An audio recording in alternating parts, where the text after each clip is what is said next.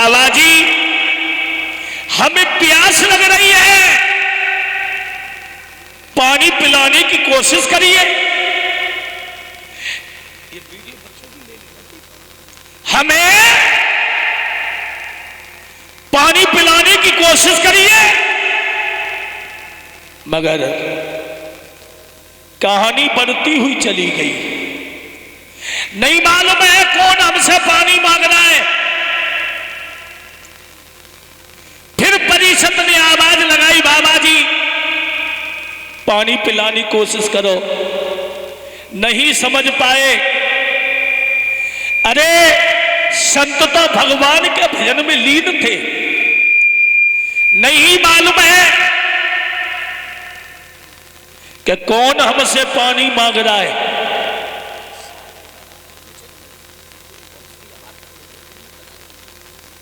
भक्तों आवाज लगाई, बाबा जी पानी पिलाइए। संत तो भगवान के भजन में लीन थे। सोचने लगे ये कैसा महात्मा है। अरे हमें प्यास लग रही है और हमें पानी नहीं पिलाया।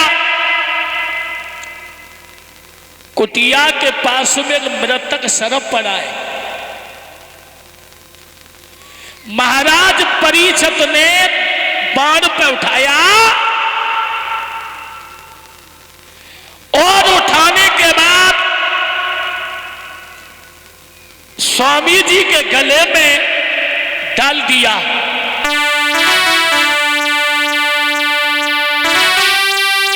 सरप उठाओ राजा ने गले में डालो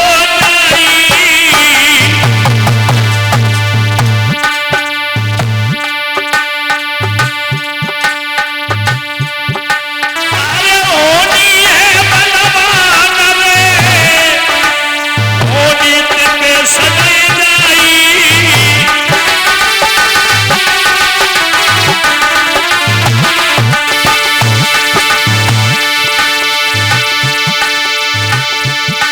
महाराज बात भी यही होता है, जैसा कर्म करेगा फल तू कैसे ही पाता है। भैया बोले पेड़ बबूल या मगे फल का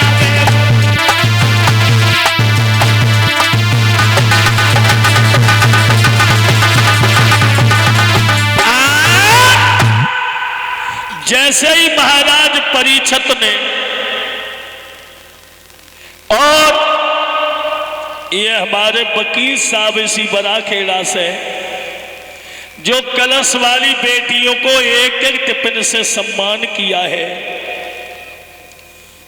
ईश्वर से कामना करूंगा कि परिवार में हमेशा खुशियां बनी रहें, धर्म के लिए हमेशा कर कमल आगे बढ़ते रहें। यही प्रभु से हमारी आशा है। याद रखना भक्तों, महाराज परीक्षित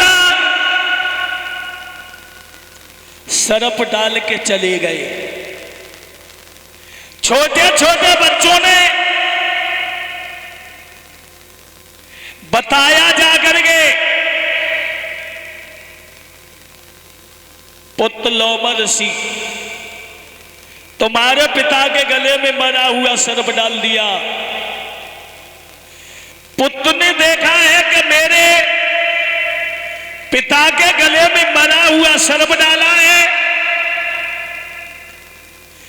जिस सरोवर में स्नान कर रहे थे श्राप दे दिया है, परीक्षित तुमने मेरे पिता के गले में मरा हुआ सर्प डाला है। जाइए मैं श्राप देता हूं, जिस सर्प को मेरे पिता के गले में डाला है 8 में रोज वही तक्षक डस लेगा। तुम्हारी मृत्यु हमारे हाथों लिखी है। कार्यकर्ता लोग इन बच्चों को शांति बनाया करो, इन्हें एक साइड पीछे बिठाओ। वैसे तो भगवान की कृपा से भागवत सब नहीं की है, हैं? बालक बानर एक स्वभाव, जहां देखो ता करे को पाऊ। इन अकेले तो बड़े बड़े भभूत लगाने पड़ता है। तवजे कहू देखवे को मिलता है। हमारे गांव में एक बड़ी बूढ़ी अम्मा रहे, 11 दिन नाती के चक्कर में नीम पे लटकी रही। काऊ ने कह दी 11 दिन नीम पे लटकी रहो, नाती आ जाए। बोलिए गोविंद भगवान की। छोटे भाई लला कहाँ है? कम नजर आ रहे हैं। उनकी धर्म पत्नी कहाँ है? वो बिटिया है यहाँ, इधर है, इशारा करो मुझे थोड़ा। अच्छा उधर बैठी है, ठीक ठीक ठीक।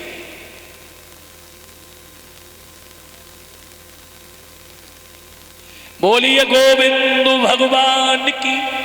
आओ, कहने का मतलब है श्राप दे दिया परीक्षा दे।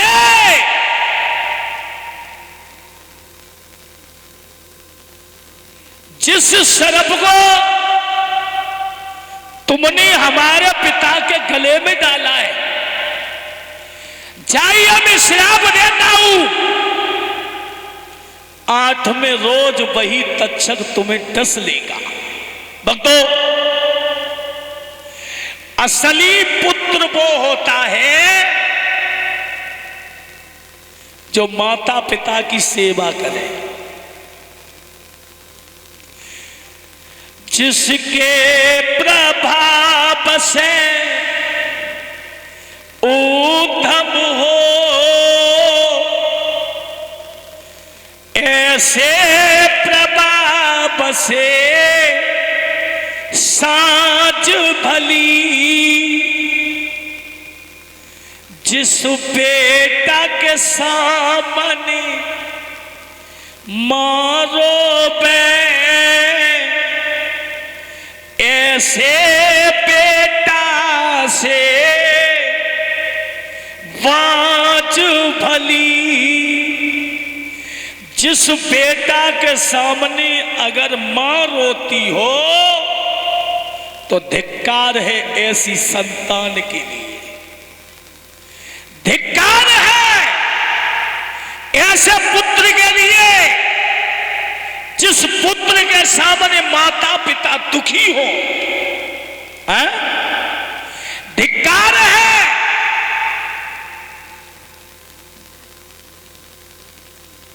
भैया,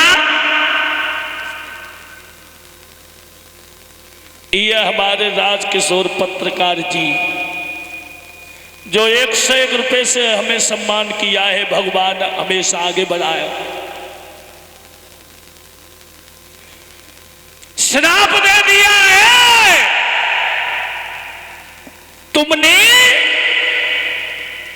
हमारे पिता का अपमान कर दिया। जाइए 8 में रोज वो तक्षक तुम्हें डस लेगा। भक्तों, जीवन के 7 ही दिन, 7 ही दिन में प्राणी दुनिया में आता है और 7 ही दिन में चला जाता है। जब श्राप दे दिया, रोते रोते पिता के पास पहुंची। पिता ने पूछा, बेटा तुम रो रहे हो? बोले हाँ। बोले क्यों? बोले इसलिए रो रहे, परिषद ने तुम्हारा अपमान कर दिया।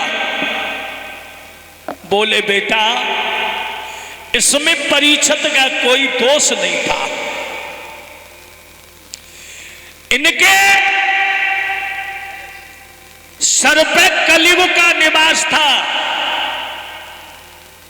बुद्धि बिगड़ चुकी थी। खबर कर दो महाराज परीक्षित को कि तुम्हें श्राप लग चुका है, 8वीं रोज वो तक्षक डस लेगा। परीक्षित को खबर मिली है तो परीक्षित फूट फूट के रोने लगे हैं। अरे कुछ दिन का बसेरा है, फिर यहाँ से में जाना है।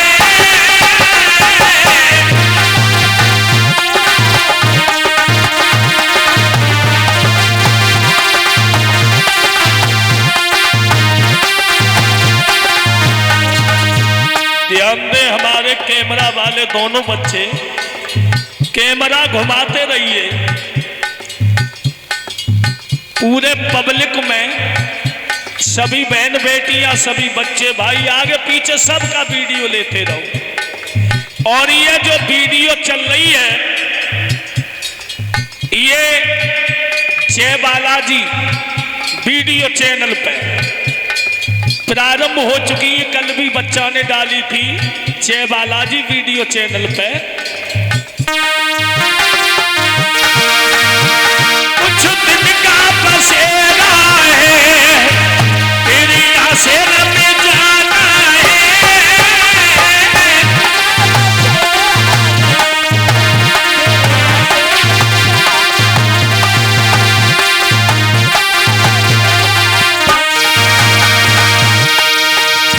कुछ दिन का बसेरा है,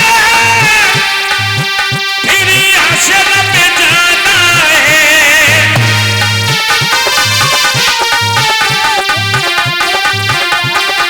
परीक्षित मिट्टी को मिट्टी में, मिट्टी को मिट्टी में फिर से मिल जाना है।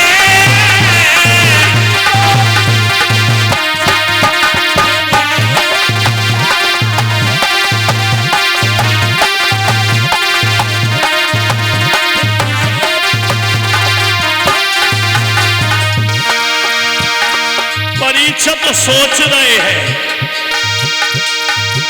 बात धोया राजा इसको, ये साथ निभाएगी।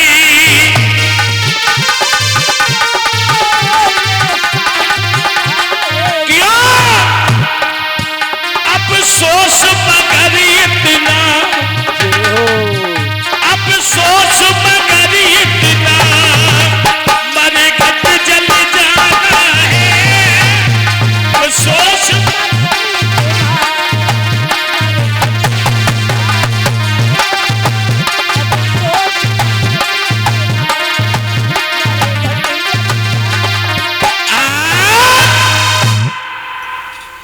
परीक्षित खबर मिली है कि 8वीं रोज वो तक्षक डस लेगा। अब दुनिया से हमें जाना है। संतों को बुलाया और बुला करके पूछा प्रभु हमें केवल ये बताइए अब हमारा उद्धार कैसे होगा। किसी ने बताया कि आप जाकर के